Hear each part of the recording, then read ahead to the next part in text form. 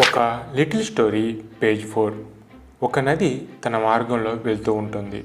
అలా వెళ్తున్నప్పుడు ఒకచోట కొంతమంది నిలబడి దీపాలను వదిలి పంపిస్తారు. నది వెళ్తూనే ఉంటుంది. ఇంకో చోట ఇంకొంతమంది పువ్వులను వదిలి ఆహ్వానిస్తారు. నది వెళ్తూనే ఉంటుంది. ఇంకో చోట కొంతమంది నదిలో రాళ్ళేసి ఆడుకుంటారు. కానీ ఆ నది వెళ్తూనే ఉంటుంది.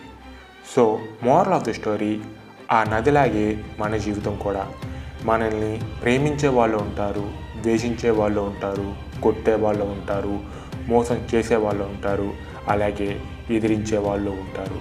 కానీ మనం మన పనిని చేసుకుంటూ మన బాధ్యతలను కాపాడుకుంటూ ఆ నదిలాగే పోతూ ఉండాలి. అప్పుడే మన జీవితం సంతోషంగా ఉంటుంది.